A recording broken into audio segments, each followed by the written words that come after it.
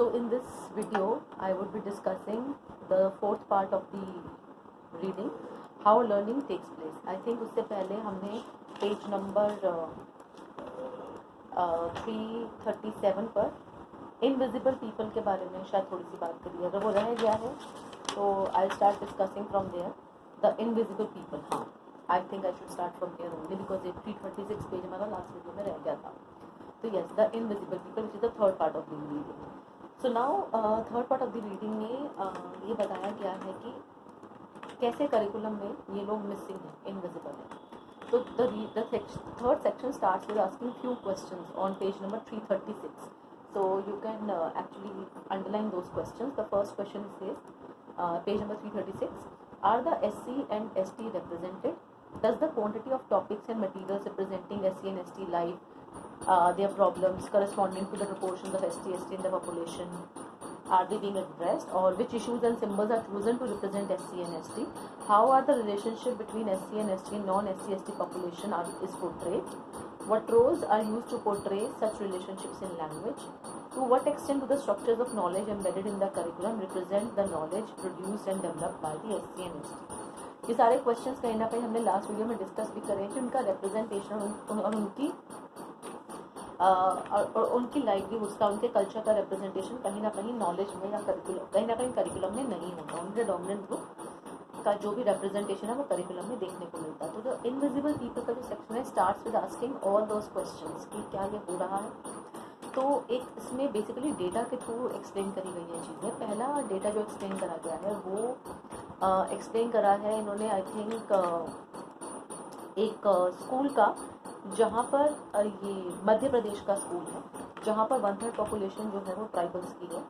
और वहाँ पर ये देखा गया है कि 77 में से 2 स्टोरी लेसन ऐसे होते हैं जहाँ पर SC और ST सेंट्रल कैरेक्टर्स होते हैं. 77 में से 2, जबकि 1/3 पॉपुलेशन जो है इस कैटेगरी को बिलोंग करती है, ST कैटेगरी को बिलोंग करती है.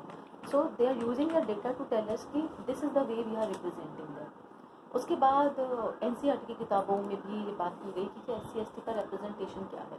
एक कहानी सामने आती है एकलव्य की, जिसको शिक्षा नहीं मिली थी क्योंकि वो ब्राह्मण नहीं था.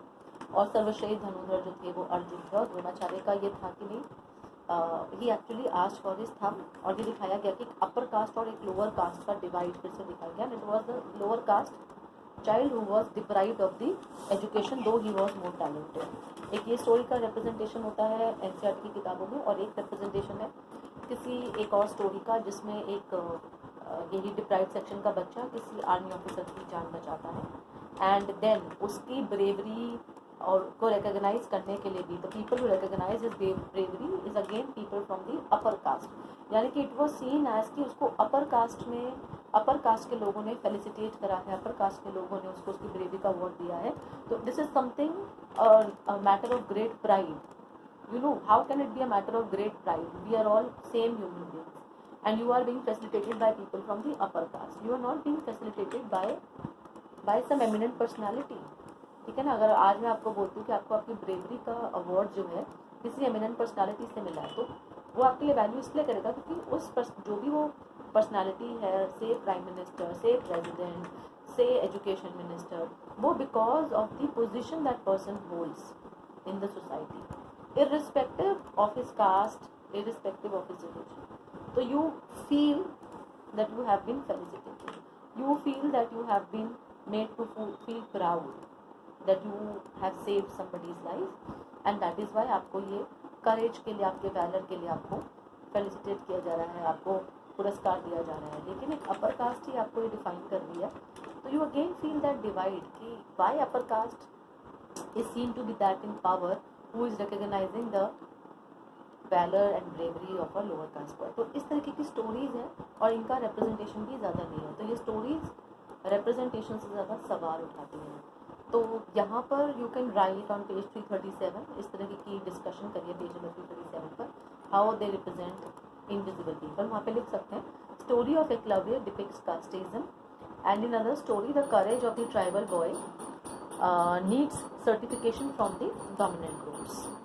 Right? The story of the Eklavya depicts casteism, and in another story, the courage of the tribal boy seeks certification from the dominant groups. Right? तो अगर इस पेज 237 पे लास्ट पैराग्राफ को रीड करेंगे तो बड़ा इंटरेस्टिंग लाइन में समझाया हुआ है कि how they become invisible. First, second, third, fourth line है लास्ट पैराग्राफ की. If we consider materials prescribed for use in curriculum as microcosms of the society, then SC and ST must be described as people who are invisible in this microcosm. जो हम बात कर रहे थे. On the few occasions when they do find entry in the prescribed text, they are likely to be depicted in subservient positions or as objects of patronage. यानी कि वहाँ भी उनकी कंडीशन दबी हुई कुछ भी नहीं दिखाई जाती है, या they are being represented as sufferers only. ठीक है. So that is why they are being represented as invisible people, and जो उनकी सोशल कंडीशन है करिकुलम में वही रिफ्लेक्ट हो. ये भी बहुत सोचने की बात है कि जो उनकी सोशल कंडीशन है वही अगर करिकुलम में रिप्रेजेंट हो रही है तो वो जो उनकी सिचुएशन है वो सिचुएशन जो है उस सिचुएशन में कोई भी इंसान नहीं आना चाहेगा. जो भी डोमिनेंट अपर कास्ट है वो उस सिचुएशन में नहीं आना चाहेगी जहाँ पर वो दबी हुई और कुछ नहीं हुई जाति जैसा महसूस करे. राइट.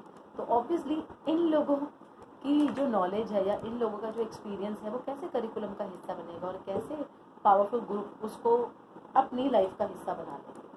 जो चीज़ ये दिखा रही है कि ये जाति कुचली हुई है, दबी हुई है और इकोनॉमिकली बैकवर्ड है और ऑर्थोडॉक्स भी है, if their knowledge become the part of the curriculum, no dominant group will accept it. It can not become the part of the curriculum. So representation तो पॉसिबल ही नहीं है उस करिकुलम में इन लोगों की. तो how you now you see we represent them in such a way that we are justifying that the representation of these people is not necessary in the curriculum. We actually are justifying, right? तो इसके बाद page number 338 पर आएंगे तो you will find ये जो paragraph पूरा लिखा है पेज नंबर 338 पर, इस पर कुछ पॉइंट्स लिख सकते हैं कि we see this kind of divide in the government and the private school also. आप पढ़ेंगे तो यहाँ पर डिफरेंट ग्रुप्स की जो बात की गई है वो डिवाइड हम गवर्नमेंट एंड प्राइवेट स्कूल में देखते हैं. तो वहाँ पे लिख सकते हैं we see this divide in the private and the government school. और इसमें कुछ अंडरलाइन करने की बातें हैं. पहला पेज 338 पे जो फर्स्ट पैराग्राफ है, the paucity of SC/ST symbols in the prescribed curriculum indicates the status of such symbols in the culture of the school which itself is reorganised version of the cultural forms prevalent in the society. जो हमने कहा कि जिस तरह का culture society में prevalent है हम वही करिकुलम में दिखा रहे हैं. दबा हुआ, कुचला हुआ, मसला हुआ, बहुत नीचे, बहुत ही you can say in the hierarchy the lowest one in the hierarchy. Society में भी यही है, करिकुलम में भी रिप्रेजेंट हो रहा है. उसके बाद 5-6 लाइनें छोड़ने के बाद एक लाइन है, the group whose vision and meanings are represented in the curriculum and text materials prescribed in India are the dominant groups in the society. ये अंडरलाइन करना है. इसके बाद पूरा जो है divisions and meanings held by the oppressed groups etcetera, ये पूरा पैराग्राफ अंडरलाइन करना है with their existential and social reality. ठीक है. सेकेंड पैराग्राफ में 6-7-5-6 लाइन्स छोड़ने के बाद एक लाइन है, a curriculum which does not represent cultural data of all social groups in proportionate manner can act as a means of aggression on the groups whose data are excluded. ये underline करना है कि ये भी एक तरीके का एग्रेशन है कि हमने उस ग्रुप को एक्सक्लूड करा हुआ है. तो हमारा curriculum is also defined as a curriculum of aggression. तो you can underline that. The children of such groups are forced to identify with the symbols of dominant groups and thereby have to perceive themselves as backward. जो मैंने बताया अभी थोड़ी देर पहले ही कि obviously जब ऐसी रिप्रेजेंटेशन होगी टेक्स्ट बुक्स में तो जो बैकवर्ड बैकग्राउंड से हैं वो अपने आप को और बैकवर्ड महसूस करेंगे डोमिनेंट ग्रुप की फिजिकल प्रेजेंस में. तो एक तरह से can you see the curriculum becomes a curriculum of aggression which is making the backward feel more backward in the presence of in the physical presence of the dominant group. That is why the curriculum is being defined as a curriculum of aggression, because it is actually pushing this you can say ideology or pushing this thought कि जो backward है वो backward ही feel करे और ज़्यादा backward feel करे by studying this curriculum. क्योंकि उसको curriculum में भी यही दिख रहा है जो उसके साथ real life में कभी हुआ है और कहीं ना कहीं उसको उससे बाहर निकलने के लिए कोई ऐसी चीज़ उस करिकुलम से नहीं मिलती. तो representation is not, there is no alternative और no suggestion provided for these groups in the curriculum. Right. तो ये एक इसलिए इस करिकुलम को करिकुलम ऑफ अग्रेशन का नाम दिया गया है. उसके बाद you can underline this and these children वाला जो पैराग्राफ अंडरलाइन करा उसके 4-5 लाइनों के बाद it is true of course what is the good news in all this, what is the good news. So you can write what is the good news, right? That word, what is the good news? It is true that of course, ये मैं नीचे से first second third fourth six seventh line read कर रही हूँ page 338 पर. It is true that of course what ever its content education, it has assisted individuals among SC and ST to qualify for jobs traditionally inaccessible to them. चाहे कुछ भी हो जाए, इस एजुकेशन सिस्टम से बहुत सारे SC ST ऐसे भी निकले हैं जिन्होंने ऐसी जॉब्स दी हैं जो पहले उनके लिए inaccessible हैं. There have been positive cases also, हम टोटली कंडेम नहीं कर रहे हैं, लेकिन पॉइंट ये है कि उनका रिप्रेजेंटेशन बहुत ही कम है. So majority of SC ST children, the education available today is discouraging and demeaning experience. Though few good cases we have seen, this majority does not survive in the system long enough to qualify for the status jobs received for them. Obviously ये curriculum justify नहीं करता इतना कम success rate के साथ कि there has been a proper representation, right. तो section 4 को डिस्कस करने के लिए I am sending the next video.